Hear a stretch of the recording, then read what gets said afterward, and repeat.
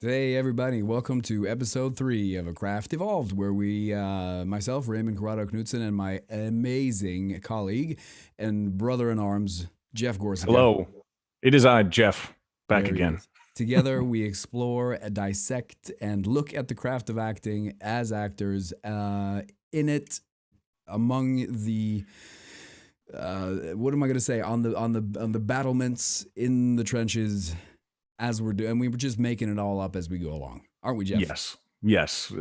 As actors ourselves, we're trying to dissect it and talk about it and get to the bottom of it. That's what this podcast is all about. Amen to that. All right, so what are you going to talk about today, Jeff? You want to bring me through a little bit what we're going to be chatting about today? Well, we were brainstorming topics, and the idea of therapy came up. Something that we've both done. It's been, I think I haven't done it in about a year, but I've seen 2 different therapists in my life and have found a lot of value in it. And I personally found there was some parallels between being open with your therapist and being open as an actor. And I wanted to pick your brain on that. I wanted to see if you felt the same thing, And so that was topic 1 for today. Amen to that. And then we move on to our clickbaity title, showmances. It is. Yeah, we've all had them. We've all fallen for them. Why does it happen? Does it serve the work? Should it be avoided, or should you just go ahead and date your scene partner? Now, of course, in the clickbait title, we said why you should not date your scene partner. So we therefore have the pressure is on for us to debunk this and make sure people leave here knowing that it's not a good idea to date your scene partner. And then what are we going to talk about? What is it? Maybe we can really figure that out. What if we end this? What if we end this evening being like, you should totally do that. That's what you need to do. Everybody needs to be doing it. Just date your scene partners. It happened last episode. If you haven't watched the last stream, just hit that big fat red subscribe button so you know every single time we go up, and also you'll be able to see the previous streams we've done. In our last stream, we actually were like, whoa, we're wrong. We yeah. So, I was blown away. It was about the website, and it was like, why not have one? It was very easy to search us both, which exactly. Yeah, so who knows? Maybe we need to amend our title. Maybe you should date your scene partner. We'll find it. But after that, we want to talk about moving. What is it about moving, Jeff? Yes. If I wanted to talk about the value of exercise and continuing to take classes and continuing to not just be in your own little bubble of auditions, but going out and seeing other people's work. All of that. I think I also wrote volunteering on our list too. It's just like, what's the value of always just kind of doing that? Just stay moving. Stay moving, because I like the way the question was phrased. Because Jeff, this was your a lot of these are your ideas, and most of them are your ideas. Hell, let's just say all of them are, because they're pretty much. No, not all of them, but yeah. And the one thing I really took from this is Jeff wrote "stay moving" on that point, and it means so many things. You know what I mean? And as actors in this craft, then "stay moving" might even be a mantra. It means so many things. It's going to be an interesting talking point. And at the end, we're going to bring up one of our dear and near mentors, Elizabeth Kemp, and we're going to talk about living openly and why you should take care of yourself. Yeah. All right. With that point. We both had Elizabeth. I know when I was hunting for graduate schools, I had definitely heard of Actors Studio and heard Bradley Cooper talk about his time with Elizabeth. So I was really, she kind of became this fascinating figure of like, what can she teach us? And a lot of her mantras is what I wanted to talk about today. Just what you learned. Because I don't think I've really picked your brain on what your experience was like with her, and then what my experience was like. It's going to be cool, because also, if you didn't know, Elizabeth, Jeff actually had her first year and I had her third year at Actors Studio Drama School, and I think we have different every single time, I think, and anybody who has had anything to do with Elizabeth Kemp will say that as you meet her and she has a profound impact on your life. Yes. And Jeff and I being in two different kind of parts of our trajectory through school, I think had very interesting experiences separately. So I'm excited to talk a little bit about her. Also, we are talking about putting together a tribute episode later on in the series where we really dig into what we think she's done for not only us, but for acting in general. Yeah. So that's tonight. I'm excited. I'm looking forward to this. I think this is going to be a nice evening. Let's talk a little bit about therapy. All right. Can I, if you don't mind, I would like to start off by saying there's historically a difference between the United States and Norway, where I am, when it comes to therapy. And often in Norway, traditionally one's looked across the pond to America and had that idea that, everyone in America has a therapist. You know what I mean? Because, that's just what you do in America. You go to your therapist. While here, it's a different monster altogether. Now, having spent my time in New York as a professional now, having gone to grad school as a student and also some time as a professional, I've seen why. The value is in this. In Norway, you would go to your doctor, and your doctor, you kind of have to tell your doctor, hey, I'd like to talk to somebody. And then it would take time for your doctor to, what's the word? They would have to recommend you to, the mental health services, and then through that, you would have to go through that. Right. In the States, it's more common to go to a private clinic or private practices, and it's different. So you can kind of see someone quicker and for less work, basically, to get to a therapist. So when I went to see a therapist in New York, I was kind of apprehensive. I was thinking, okay, why do I need this? I've been told that I should do this, but why? And only after spending the time with that person, I realized all of the things that I needed to clean up before I could be a good actor. What an amazing way to put it. But yeah. Does that make sense? And that's where I was at. And to me, it was the alpha and the omega of actually unlocking my potential as a truthful actor on a stage. Really. Dude. I don't know what was it like that? What was it like for you? Because like you said, you've seen therapists in increments. Yeah.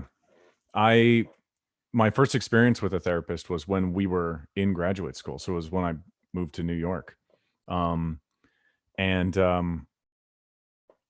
don't ever think I was skeptical of it. I just never like felt that I needed it. I don't know if I was like just super confident in my own ability to work out problems, you know what I mean? Or whatever that is. Maybe there was a stubbornness with it. Yeah. But eventually, like I found that through acting school, I was exploring emotions that I like kind of would always just push aside. Like it was shining a flashlight right on emotions that are like really heavy. Like, and I know like it was heartbreak, it was insecurity, it was what does the future hold? It was all of that stuff. Yeah. And I remember it was our one teacher, it was Michael Billingsley, who was like, hey, you're here in school, they have therapists here for you, it's part of your tuition, you should try it if you're curious. And something about him being so like logical about it, he was like, it's you have it anyways, why not try it? Yeah. That like resonated with me. I was like, why not? I do feel like really emotionally unstable right now. Why not try and this out? And I ended up seeing my therapist for 2 years and talking about everything. And this is where I think it sinks back into acting. It's exactly what you said. It was like, so I'm cleaning up my own life and my own ways of thinking, and yet I'm also being very open. And I even found that I was like, this is super nerdy, but like I was like on my voice when I was speaking to her, because I'm just like speaking with confidence. And that's anyone who's not in acting school, but that just means like you're resonant, you're not shying away. I was just like speaking to her very freely. And then it kind of clicked that like there's this freedom in the therapy room to be you that is also on the stage. Like be you. Don't try and put on a mask, don't try and sound smart, don't try and anything. Just say the text. And I was doing that in the therapy room. And that's where this parallel, I think I first noticed. For sure. And I tell my students often as well, because what I do early on with my students is I try to give them what I call method acting, myth busting 101, where, we adhere to what we've learned in our modern schooling of the method and the different ways it has changed and morphed over the last 50 years. In that work should not be therapy. So the acting should not be the therapy, and the therapy should not be the acting. What was the way it was worded? Is acting is therapeutic, but it's not therapy? I think I've heard that. Have you heard that? That's what I'm talking about. That's exactly what it is. I don't know who, we're going to have to find out who said that, because that person, I agree with them 100%. Acting is therapeutic, but it's not therapy. And there's a difference between working on your character and your scene and your work, and there's a difference between that and working on yourself. And the one always, to me, and I agree 100% with what you just said, and I had a similar experience, I guess, because to me, working on myself made me a better actor. Because shining the light, like you said, on things that I didn't want to shine light on before made me feel secure that, if that pops up, then I know it's there and I can choose to use it or not. I can choose for it to be a part of me in my scene or whatever happens. Because the thing is, acting is a high intensity sport, man. It's downhill skiing. You go off the edge and then it's a one-way ride. Yeah. And if you don't feel secure in that you can understand what's happening to you while it's happening, then I feel that you're doing yourself a disservice as an actor. So for sure, some sort of therapy is good, because, and also another thing I'm saying, it's not like everybody should be in therapy either. I mean, not, but if you choose this profession, perhaps, and I'm going to go out on a limb here, but if you choose this profession, there are often reasons. You have something to say. You know what I mean? You have a story to tell. There's a reason. Yeah. And there's never, I believe, any harm in exploring that or those reasons in a space where you don't have to be at work. Yeah. And just to play off that too, like us actors, we many times come from an emotional place. It's not always a scientific, logical place, right? So Yeah. being able to articulate those emotions Mm. and being able to name them and also not shy away from them, I think is really powerful. And that's all stuff I found through therapy too. And Yeah. then another thing, to bring it back to acting, like I found that when I had started to do therapy over a number of months and into the 2 years I had done it, I wasn't shy about kind of if I got mad, then I got mad. Or if I Mm. really liked something, I just like really liked it. And I wanted to tell my therapist about it. Or of course, things that are tough, things that are sad, or if someone, had hurt me or whatever, like Yeah. if it was like an old girlfriend I wanted to talk about. Yeah. And no, like being in that space where all of that was okay did translate for me personally onto the stage, where it was like, okay, I can feel myself getting mad at this other character, but well, wait, maybe I shouldn't go there. Well, suddenly I was like, dude, go there. Like it's this is where you're feeling it. It's okay. Yeah. Sometimes these emotions that we label bad, if it's anger, if it's jealousy, those are awesome on stage. Like and that's where the character's going. Yeah, it's useful. Yeah. And it is useful in its truth. You know what I mean? Like we've all, if you've ever been on a stage early on in what you and being in stagecraft, you've always, I'm sure a lot of you can relate to the fact that it's, oh, I'm yelling right now, but I don't know why I'm yelling. I'm supposed to be angry right now, but I'm not. They said be angry. It says deliver angrily. It says that in the text. Exactly. It says he says angrily. And to me personally, that is the worst feeling in the world. Even though I could walk off a stage and people would be like, oh, that was pretty nice. That was a cool job. Me, I felt like I was cheating. You know what I mean? Because I knew that I wasn't doing my best, and it was not. It was by far the best of what I could do, you know what I mean, in my work. And acknowledging all those feelings is a beautiful way of putting it the way you said it. Acknowledging all those feelings, that they're there and they're real and they have a place, gives them a place on the stage. So let's say you're a person who, like myself, likes to bottle up every single angry feeling and make sure that doesn't come out ever in life, right? Then what happens is, I say this, and any students listening right now will know what I'm saying, the other Raymond comes out when it actually happens. Instead of it being a more natural and accepted thing, so that when I go on the stage, I can recognize that feeling, I know what it is, and I can use it. You know what I mean? I can use it valuably and truthfully on the stage. And the other way around, I feel that if you're someone who is naturally very brazen or even combative, perhaps, why? Why are you that? Why is that your default? What is it in your life that has shaped you to be that way? You know what I mean? And it's not about changing so much as it is acknowledging and understanding what you are. And I think the more you do that, the more you understand, the deeper you can go in your own work, in your own craft. Yeah. Therapy also, I think, takes out the judgment of yourself and how you're feeling. And I think, like you just said, if maybe you are naturally, I don't know, we'll just say quick to anger or something, or maybe you're quick to sadness. Being able to remove the element of like, oh, I shouldn't feel this way. Oh, I don't like that I feel this way. I think is really powerful in acting. It's just like removing that one layer, that one filter. It's just like now the emotion can happen. Yep. Or that's something I found with me for sure. And I had one other thought, but it escaped me. So I'll throw it back to you. But I'll try. I had one more thing I wanted to say, but I completely forgot what it was. I was gonna bring it back to old girlfriends. Oh sure, yeah. And move us on. Oh yeah. In therapy, I talked about many old girlfriends. So this does lead into showmance. I was gonna say, were any of these old girlfriends by any chance a showmance? Oh yeah, of course. We've all done it. We've all had the showmance. And we all have. I don't know any actor who hasn't. It's exactly the thing. And let me just start by saying, I teach. I try in my classes to teach acknowledgement and safety. My theory behind this is that when you are in physical close proximity to a human being over a long period of time, chemically your body does something, right? Sure. Yeah. Or it can, if you will, it can. I think Larry Moss liked to use the word carbonate. You know what I mean? You can have this carbonating thing happen and it feels like chemistry. And I believe that that's where Romeo falls in love with Juliet during the reads.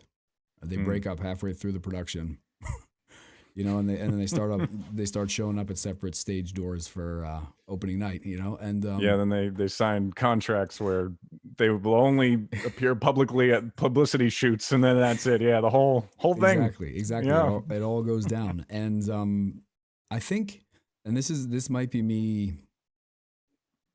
overstepping or assuming things that aren't true, but I believe that after, and speaking of, I'm kind of going to bring Elizabeth into this.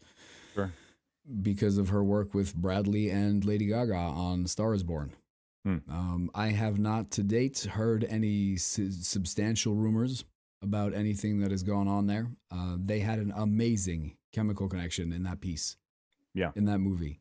They were with each other like there was no one else in the entire world at certain points. And yet they still shook hands and went their separate ways at the end.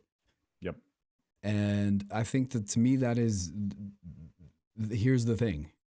Acknowledge what's going on. You acknowledge what's happening. What are we doing? I'm going to talk through this. You know what I mean? We're doing this scene. We are supposed to be in love.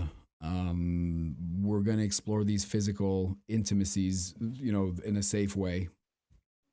And then if something were to carbonate, right? Like Larry Moss uses the word carbonate, like I said, we're going to talk about it. You know what I mean? And to me, it doesn't have to be any harder than that. And yet it's very difficult, especially if there's, and I think it's a production question. If you have a production that doesn't necessarily, that's not sensitive to those things, then, and you can really easily kind of start tiptoeing around and everything gets weird and insecure. Yeah. You know what I mean? But if you talk about it, it's a completely different story, isn't it? Yeah. Oh man, I have so many thoughts on all that. Because like, you know what this question also is kind of linked with? It's like, what is method acting too? And is method acting doing the thing and then you capture that in the performance? Or is method acting tapping into the real feelings that you have? They are your personal feelings, and we bring that to the table, and that's what you see. And you know, everyone says method actors, oh, you're playing someone who's done cocaine, you must have done cocaine. And I think we would both agree, I do not think that's the case. Like, you can tap into other energies or other ways to get into the feeling. That's what makes acting acting. Yeah. You know so do you have to actually fall in love with your scene partner to give a better performance? I firmly believe you don't have to, but like but then to go against what we're just saying is like, can that natural chemistry off stage, or if you do date them, can you also bring that? I would argue you could. Like, I don't, so I would hate to call it's your process. Like, I don't think, I'm not saying you should like date your co-stars. Showmance is that's my process. I don't think. Is it now? Oh, hello, lucky you. I don't know if we should go there even. No. But I do think that well, I'm gonna make it analogous to. I'm gonna try to make it analogous to something else. Workplace romances. People who somebody works together and then they fall in love with each other and they start dating, right? And then either they become, and this is the same. Let's try to, like, for non-theater people, for some reason, listening or watching this live stream, this is the analogy. Either you become that couple who makes each other's lunch in the morning, and then kind of like one looks left and the other looks right at the intersection, and you both get to work together and you get in the same elevator, and then you're like Mr. and Mrs. Smith to the top of the elevator, and then you go, you know what I mean? Either you're that, which Yeah. could probably make it better, which could be a very legit process. Or you could be the, no contact clauses, only see each other on set, only appear publicly together because you have to, because it's a photo shoot, and secretly curse each other. You know what I Yeah. mean? Yeah. So, and my question is, would one want to risk that? You know what I mean? Like there are, to quote, this is so bad. I'm going to do it. I'm going to quote Robbie Williams, not Oh, Robin beautiful. Williams, the pop singer Robbie Williams, the serial monogamist, if you will. If you are one of that kind of people, a serial monogamist, then I'm not sure. I think you should stop and have a little look at what you're doing craft wise. If you keep ending up in showmances and you end up having these disastrous outcomes at the end of them, because then it's not necessarily work, is it? Yeah. And like, if it ends, you still have to do the rest of the run. You know what I mean? If this showmance ends, and if it ends bitterly, like you still have to go on stage with them the rest of the run. Exactly. But is it worth it? Is it worth it? And you and me, theater nerds, like I remember Jacqueline Knapp, our one teacher, taught us intimacy exercises, Yes. which is simple for anyone out there not familiar with it. It's the simplest stuff. It's I remember one exercise in particular. I'll share this. It was each person takes a turn. Who you're acting with takes a turn just sitting in a chair and closing their eyes, and the other person gets to put on a song that's 4 minutes long, and they will hold your hands, and then they can go between hand in hand, or they will they can give you essentially a hug. They were like, put your cheek up to their cheek, get close in these ways. It's not, there's no groping involved, there's nothing, and you've talked about all this beforehand, but it's just very slow movements, almost like an exploration of them, but things like their hands or like their hair. I know, and not, again, I want to stress, not in a creepy way. It's just like, just you're just around each other. Yeah. And then you switch, and do, and then it's 4 minutes the other way. So now you're sitting, your eyes are closed. Yep. And your scene partner does the same thing. Exactly. And it's such a simple exercise, and it can really, I wonder if it unlocks a certain amount of that chemical stuff you were talking about, where it's just like, I'm now close with this person. Yes. And I personally think it does. And also it is definitely intimacy directing in its infancy. It is definitely intimacy directing in its infancy. And also I find it to be a very, very important exercise to do with someone, even if you're in a piece or in a scene where you're in great conflict with this person who you care much about. Let's say it's a husband-wife or husband-husband or wife-wife scene or whatever, and you are supposed to be in extreme conflict with your partner. It is equally important to do that intimacy work for that as it is for a lovey-dovey kind of, a couple, even in a light comedy, if you will. I didn't even think of that. That plays the opposite too. That would exactly. That's an amazing thing to do. That's really cool. It becomes an immediate thing. Now, to me, I'm going to try to kind of walk through the exercise and what it does to me, because I also teach that exercise specifically, and I do it for many reasons. And one of the reasons I teach that intimacy exercise is that every time I go through it with a partner, I always end up finding something about that person that I can connect to. So it either gels a memory or it gives me some sort of emotional feeling, you know what I mean? Some sort of emotional feedback that I can latch onto and use. And it's immediate and it's in the room. It's literally that person's nose. You know what I mean? Like, it's like, okay, your nose is always going to be there. You're my scene partner. You know what I mean? So no matter what happens, I will be able to kind of hang on to that. You know what I mean? And it'll be a part of, so no matter how, pissed off or ready to choke that person I am, that memory will be there. Like when I touch their hand or when I see their nose or anything like that. And it's also specific. It's something I can talk about that I can wash off after.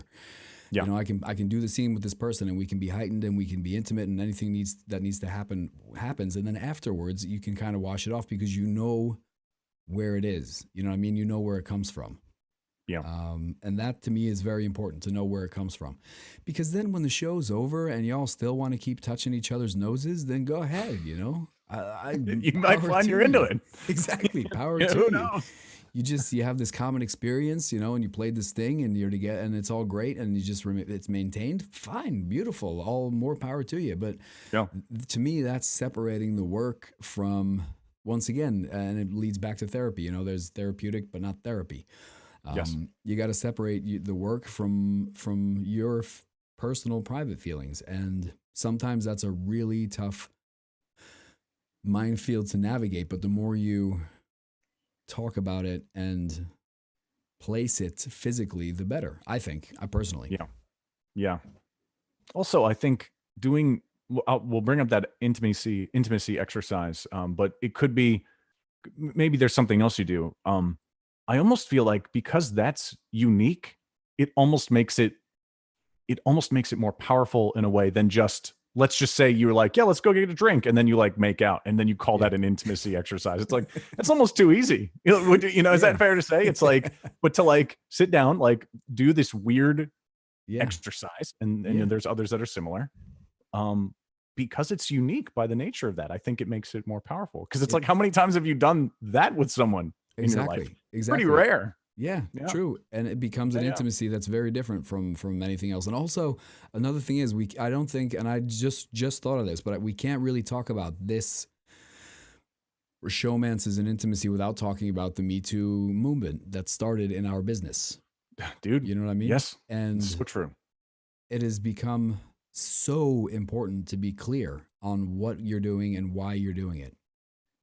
The level of safety that needs to. Sorry, I got a Mike Pence going on here. I got a fly. We have a fly. There's a fly on my microphone. It's the Mike Pence fly. He came over to Norway. Came to Norway. The same fly. Sorry about that. But and I feel really bad about talking about Mike Pence and Me Too in the same sentence. No, actually, I feel good about it. Probably. But the thing is, he could learn something from it. He could learn a thing or two, yes, and as we all could from the movement, because and that to me is a thing, because there were some serious, severe things that happened, and they still do throughout the industry. But I hope that one thing that the Me Too movement did was accelerate this discussion that we're having right now about what is intimacy and why. How can we make it safe, make this a safe thing? Because not just our showmance is exciting and romantic and fun for a minute. And some of them last forever. You know what I mean? But it's just not conducive to a good work environment when you're doing a play, when you have this reality that you have to go into and then come out of. And the more we talk about it, the more we do specific, like you said, the specific, strange, if you will, intimacy exercises that we don't do normally, the more we kind of change things back and forth between work and reality, You are saying it, dude. And hopefully that makes things safer. Hopefully that's to my hope, is that it makes this whole thing feel safer. Oh yeah. Because I mean, one of the bases of the Me Too movement was that there were men with power taking advantage of women without power. Like, and let's just throw up an example. Like, what if there was a Broadway show, the lead is a famous actor, and the heroine, she's a non-equity actor, you know what I mean? And then he wants to do, an intimacy exercise, but he just goes in for the kiss, but then feels like, this is part of my process, or whatever you want to call it. Or let's date off stage, because it'll be more real on stage. And this is just an example that I'm just throwing out there, but like, I'm sure that has happened. I'm sure that girl in that situation felt that she didn't have a choice. Yeah, exactly. So it comes back to professionalism and respect. And exactly. I think, and how much, exactly. And how much of that's the whole thing. How confusing does it become when you start mixing those things, when you start mixing those feelings? Yes. And you start thinking, should I be doing this? Should I not be doing this? As soon as you start asking questions, should I be doing this? Then it's time to take a step back and talk about it. Oh yeah. If it's one thing that whole movement is kind of put on me, and the whole idea of intimacy work, and showmance is if you feel like, what is this? Then you got to take a step back and you got to talk about it. You know what I mean? Yeah. Oh, you nailed it. And I don't know any actor who, if you came up to them and were like, hey, I've learned this intimacy exercise. I know it's weird, but would you want to try it?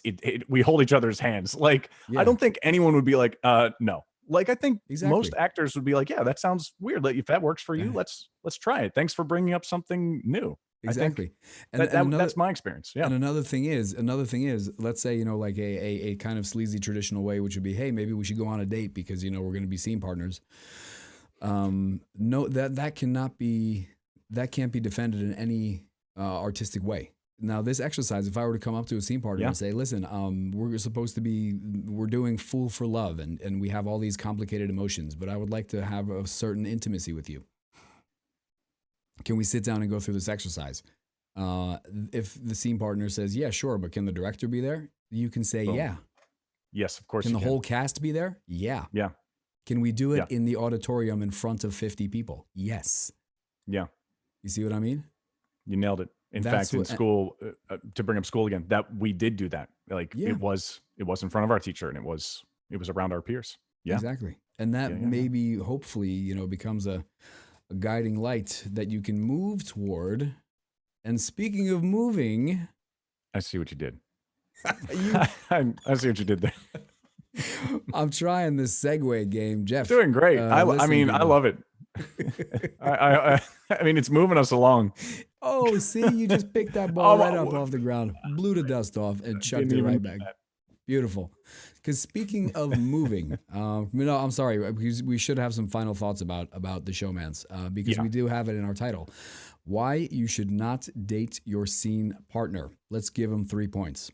You ready? I'll say one. I'll say there's an element of professionalism and respect that can be broken. I won't say every time, but it can be broken if not approached correctly. You know what I mean? Mm-hmm. So 2, I would add, would you say it is safer to not date your scene partner?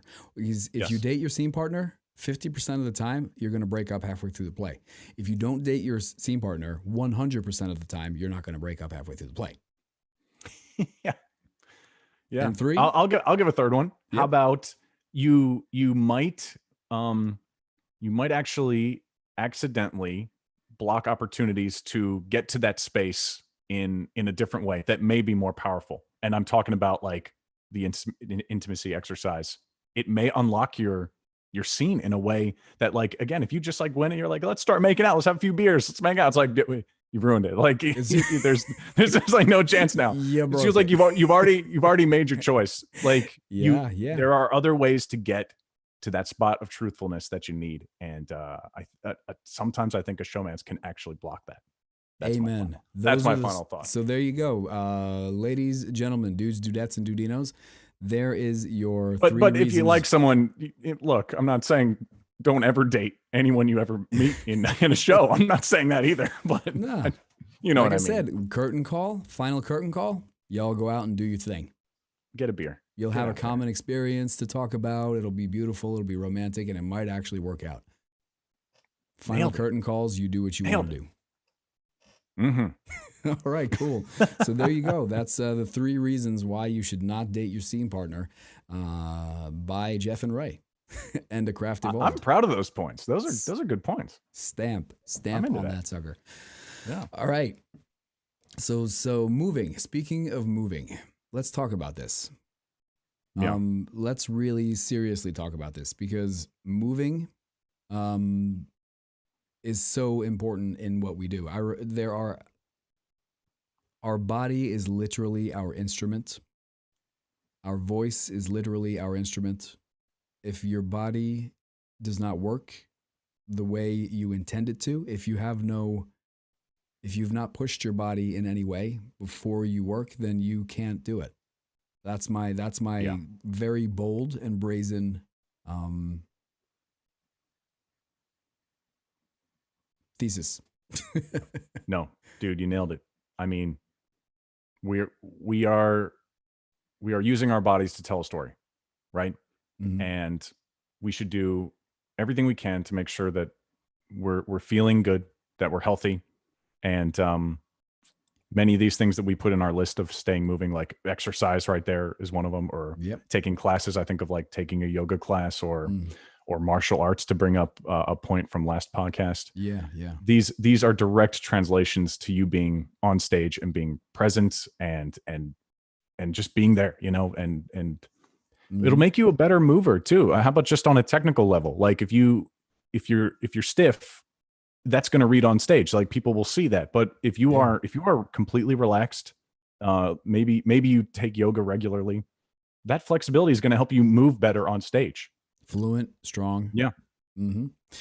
Exactly. And it's base it on your where you are, and you know what I mean. Like that's another thing. Not everybody does. It has to be an Olympic lifter.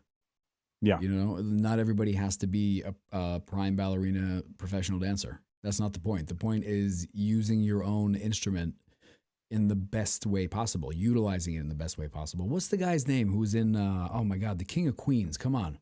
Oh, that's Kevin. Oh God, Yeah, Kevin Smith. Is that his name? I'm sorry, Am Kevin. I What? wrong?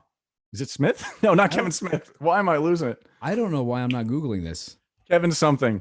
Hold on, King of Queens. Look, my brain is still in Corona isolation mode, and Amen. But it's well, this is we know I can't. everything that the internet knows. Kevin. Oh, Kevin. Oh, I thought I had it. You ready? I You're got to close. Google it. You ready? You're close. You want me to All tell right, you? what I is got it? it. What is it? His name is What is it? Kevin James. James. Kevin James. All right. I was going to talk to you about Kevin James for a second, Kevin who I James. remember early on in Kevin the James. show. I was like, because he's a funny guy and he really does his work, right? Yeah. He's a Buscemi type, right? Yeah, he is. But then he goes, I remember as the series progressed, he got more buff. You know what I He mean? did. Like he He literally got totally more did. buff, but his energy changed. Like I remember he Yeah. I guess got on a fitness regime and started doing work with a trainer and stuff like that. And of course, when you've done that many seasons of a TV series, you have enough money to do these things, and you have, you know what I mean, that you can put it in your Yeah. schedule because it's your life. But I remember how much better he got quality wise because his comedy is just so physical. You know what I mean? Yes. And Yes. how much better he read with the things he was trying to do as Yes. he changed his style and got, you know, more fit, basically. Totally. I You know? I remember that too. I remember he was able to like move faster, and some of his Yeah. reactions were sort of neurotic, but his energy like helped him achieve that. It read better on Yeah, screen. it did. It Uh, did. didn't he also play? Wasn't there a movie where he was a boxer too? Do you remember that? I think there is. I forget what it's called, but like No shit. I got to go check he, that out. If anybody else would like to, yeah, you know, add to this, then just let us know if you know the movie where where Kevin James yeah. is a boxer. I'm so sorry. I forget all these names, but like Kevin James is he's able to move. Mm-hmm. He's not, this is not some guy who like, even though his type may be blue collar, worker, and you think, okay, he's not, I guess he's out of shape, but he's really not. Yeah. No, he's really got stays it. moving. Exactly. Yeah. Stays moving, which is the next Yeah. kind of thing. Because you said it too, it's on our list, right? Taking classes, you know, Yeah. going out and seeing other people work. Oh yeah. And that's something that I would like to talk about for a second, because we I know of, if you will, a culture where certain individuals will say, well, you went to acting school, you spent that money, why are you spending this money and taking these Lecoq classes, or why are you taking Sure. these movement classes or this clown class or whatever? You already went to school. You Yeah, should know. how don't to you do already it. have enough student loans? Why are you Yeah. taking more classes? And Yeah. to me, now I don't know, this might just be me and the way I am as a human being, but to me, that is such an arrogant statement. Yeah. You know what I mean?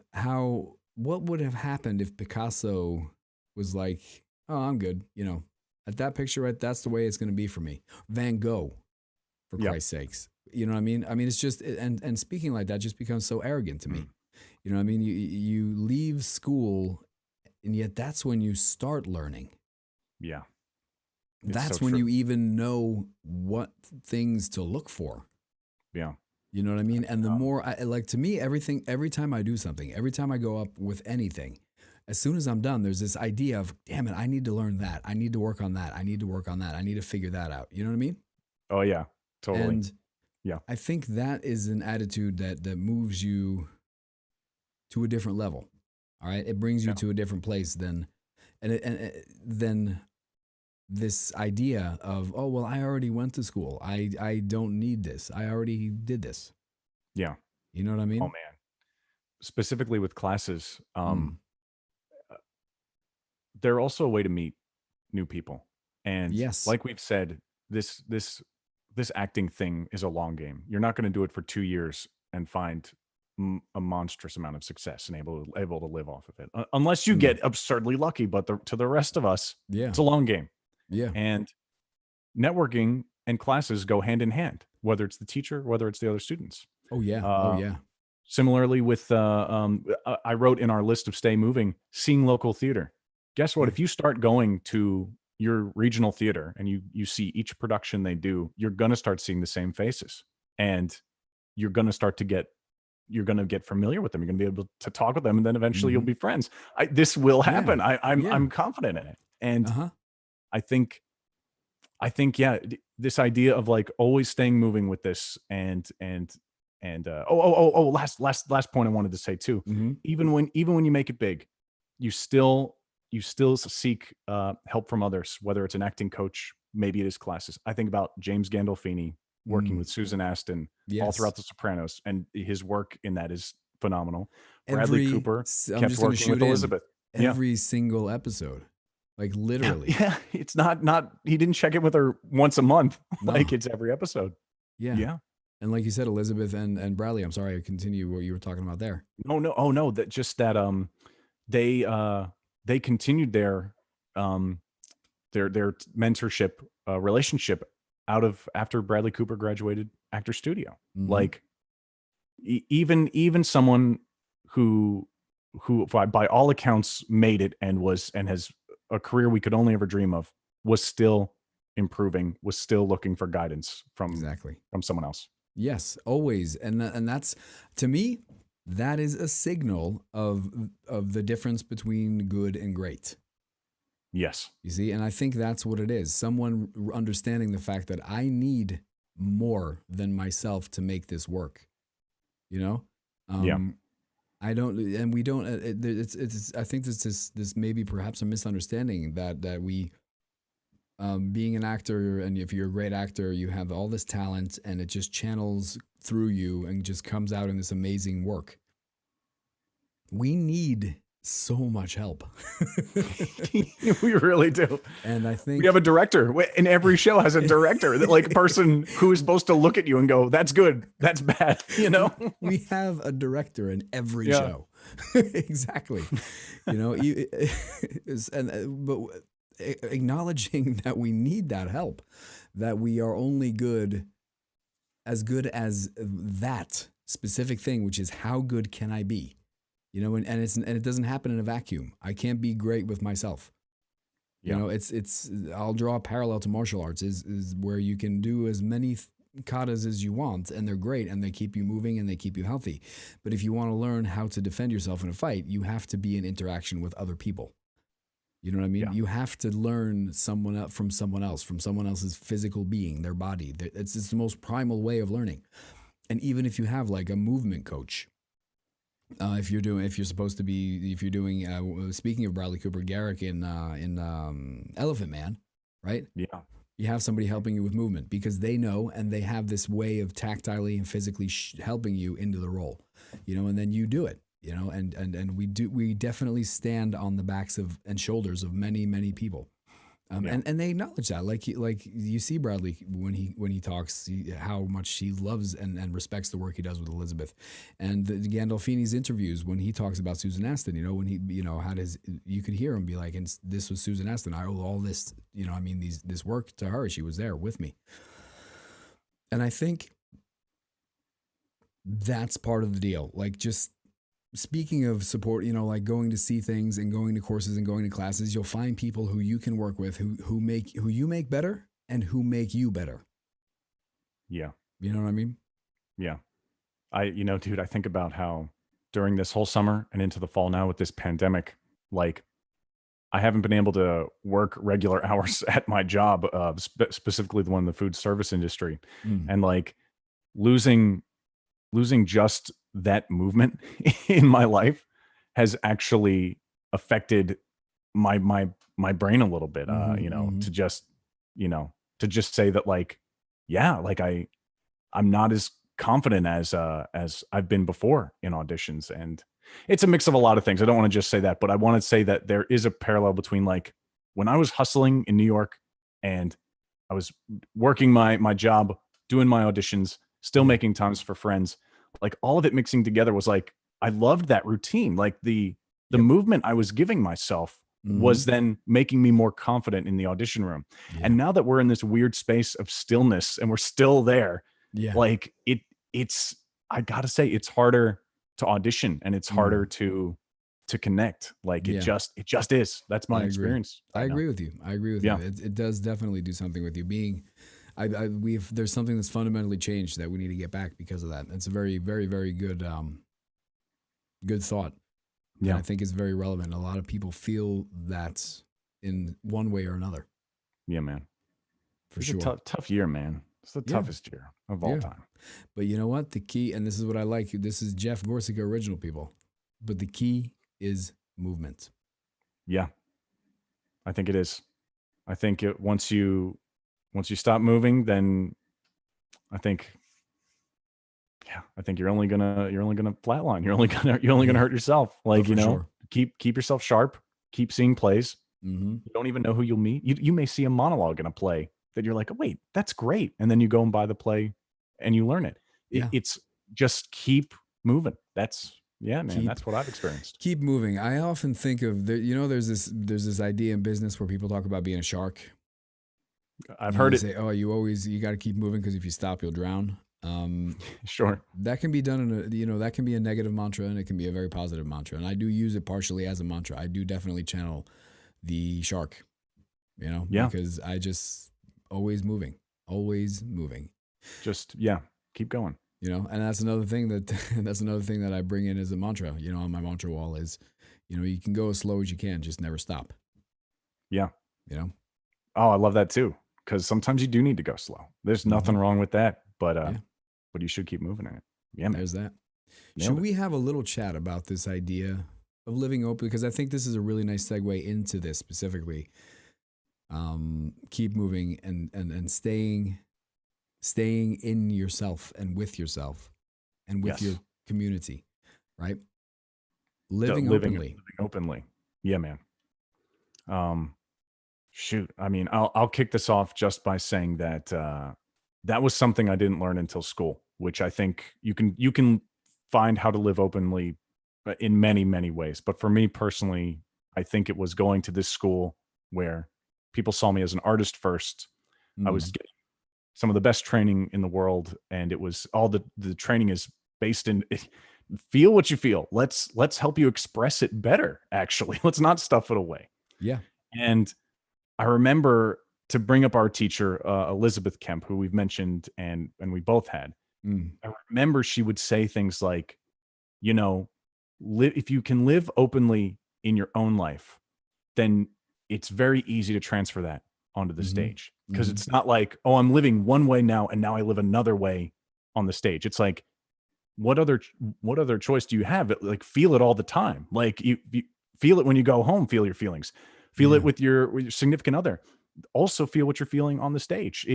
Live openly. And she deeply believed and taught that it helps your craft and helps you as a human being too. For sure.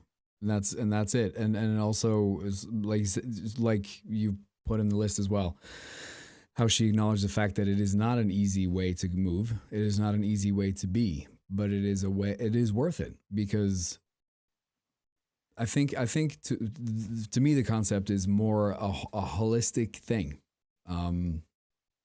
where acknowledging yourself and where you are at all times, not just when you're on the stage, because that's something that we would do, and I remember doing it, and I still do it to this day sometimes when I don't want to relate to something that's going on.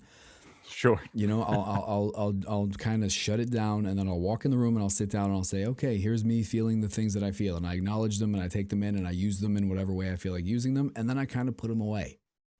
And as soon as I leave the room, I leave the audition or I leave the rehearsal or whatever it may be, I'll put them away. Yet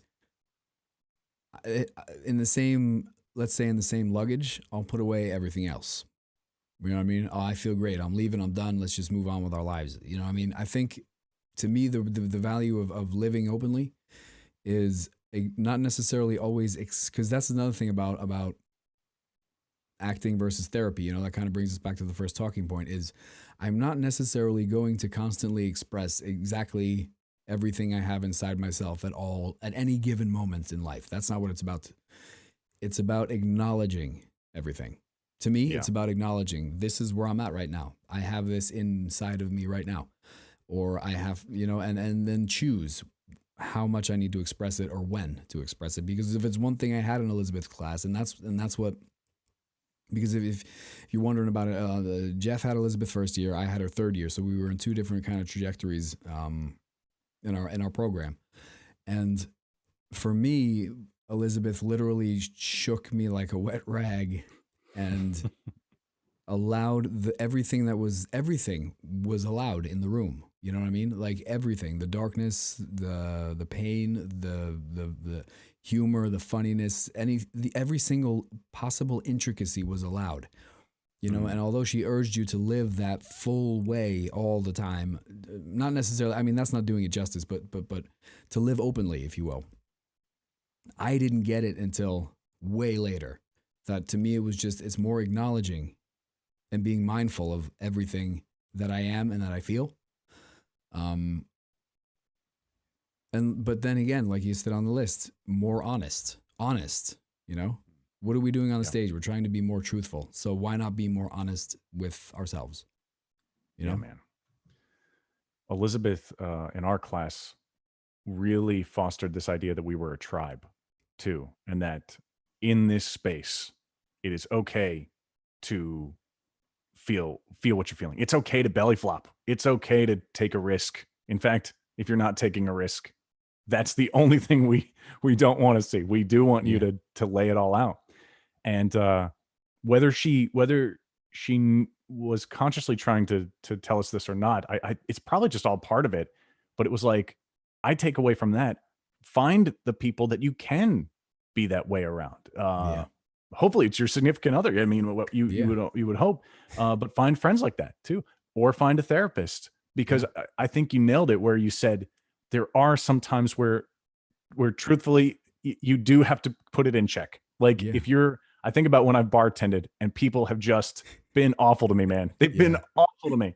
I cannot be like, this is how I feel and this is how I feel about you. Like there are literal times you can't. But is it okay, like, to then vent that frustration maybe to your friends later that night if they'll be so kind to still listen to you? Or is it okay to bring that to your work? Or can you express that artistically? Can you put that energy into something else? I got all that from Elizabeth, and it's perfectly hand in hand with our idea of therapy. You know what I mean? Like, because you have that, and the more you know, the more you are aware and available and have sorted and shone a light on all those dark crevices that you need to look at that might pop up, the more you can proudly wear it on your sleeve. The more you can bring it in and know what to bring in. And you know what I mean? Like, it's just, it puts you in power. It puts you in control. Do you remember Jacqueline's metaphor? Not even a metaphor. It was an exercise of her saying, put on a vest. Yes. Jacqueline Knapp. Yes. Yes. First year. Do you actually I'd love for you to explain it, because I just forget I forget the best way to word it, but please. Let me just say, we have at least 2 acting exercises in this live stream this evening that everybody watching should write down and talk about. You're getting master's level acting exercises, master class, so the vest is basically after performing a visualization or relaxation or any kind of or actually I want to say emotional recall more so. So a sense memory, an affective sense memory, or anything, or an overall anything that might have brought you something that affects you. She would bring us into a state where you imagine putting on a vest of light that is of a color of your choice, your power color, a strength color for you. And it's very heady and visualize-y.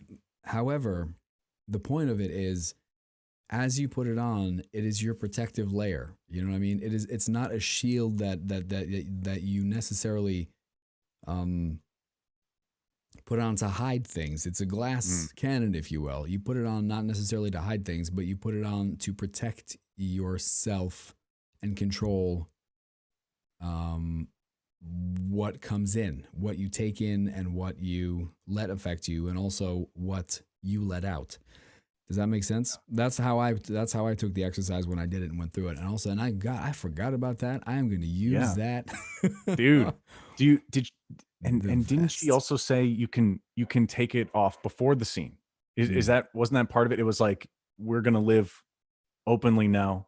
And now we visualize putting on this vest. I remember it was, it could be of light, or she was like, I remember she was like, if you need a chainmail vest, you put on that chainmail vest, like whatever it was very personal to you. Oh yeah. And it was very visual. And this sounds, whatever you want to call it, new agey or whatever. But like, I'm telling you, there's something to like the ritual of like, now I'm ending my work today and I'm putting on this thing that does protect me. Yeah. And I'm walking out of the room and I'm still me. Everything's still under here. I'm not denying it. Yeah. Like, I have my vest on, my, protective layer. That is, yes. I hadn't thought of that in so long. And it is so true. You can have a chainmail vest if you want. I remember that now. It could be Mithril. Come on. It could be Mithril, man. Be anything.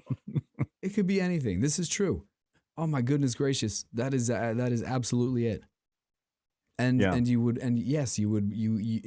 that's the thing, you could choose, all right, to take it off. And that might be a little bow tie and button on what we've been talking about. You can choose to take the vest off as you walk in and say, here I am. I'm vulnerable. I'm living openly with you in this moment right now. And then when we're done, we put the vest back on and we continue to go about our daily lives. And because New York is hard. Living in any city is hard, and strolling around completely openly, I think you can get hurt. You could, even by something simple, like if someone bumps you on the subway, like it might really hurt your feelings, like, and it, or anything like that. And I just think there was value in that exercise of it was Jacqueline Knapp's approach of like, let's put on our protective layers and let's respect that the work of openness is here in the room. Honestly, it's a very different philosophy than Elizabeth's, which, I mean, bless her, but it was it was let's live openly. Like let's live our lives. It did seem quite different. Maybe, what I think we need to do, and I think this is we shouldn't rarely say things on stream, but I believe we should ask Jacqueline Knapp if she would like to talk to us about this. I think you're right. I think she could. We're like trying to remember it, but like she would be able to really talk about it. She would do it justice. Maybe, hopefully, we'll be able to get her on to chat with us, because that is that I think is a good idea. That's an interesting perspective on it. Yeah, and having her talk to us about how that her reason for teaching, because I've noticed something in general, and this might be toward the end of our evening. I'm seeing that we're crossing our 60-minute mark here. Oh, yes, we are. But I think generally it's when you teach something, then you teach it in the way you would like it to be received, right? The way, or at least I teach the way I've learned things, and then kind of filter them through my own experiences, and then I teach them in the way I think is the best way to teach them. And I think it would be really interesting to bring on, let's say, Jacqueline, because it would be cool to talk to her about how she intends the work that she does and how it lands on us. And then that moving on to people who are listening and who are watching, how interesting that through line could be. You know what I mean? Like you as a listener or a watcher of the stream, how are you taking in these things that Jeff and Ray are speaking of that come from these mentors that are behind them, whose shoulders upon we are standing. And I will be the first to admit that every single day of my life, I'm definitely standing on all of their shoulders. They have given me things that I are irreplaceable in my life. Yeah. Oh, and hopefully nostalgia, school nostalgia right now. There you go. We're falling into our own school nostalgia thing. Okay, so having said all that, let me just say we are definitely going to be able to wrap up this sucker. We just passed an hour mark. That's pretty much where we're at with our streams. If you liked this live stream, before you leave us and go to bed or go carry on with your day, leave a like. The YouTube algorithm likes that. All right. I don't know exactly why, but the YouTube algorithm likes it. If you're watching this and you haven't done so yet, hit the subscribe button so you know every single time we go up and we talk more about this craft called acting. All right. Any last words? Any final thoughts there, Jeff? You would like to add before maybe you know what? I would like you to do the outro. Let me be the tech guy who does the tech thing, and then I'm gonna try. You can do the outro. Do you feel good about that? I think so. Let's do it. So all I'll say, risk, etc. Yes. All I'll say is I do think there's value in taking care of yourself and living honestly and openly, and respecting the work. And I think all of that ties into everything that we talked about today. And it's all, and the last thing I wanted to say too is that everything you're hearing from us, like me and Ray, it's stuff that we have then picked and chose from classes and people that we liked. They call this method acting because it's your method. Like, it's not that people think method acting, oh, that means it's this thing. It's the word comes from it being your method. So find out what works for you. And hopefully talks like this can help you get to that point. That's why we're doing this. So thank you for tuning in. Thank you, Ray, for this. This is the best. Thank you, Jeff. All right, everybody, take it nice and easy. We'll see you again, hopefully on Sunday in 1 week. Take it easy. We'll see you later. Bye. Bye-bye.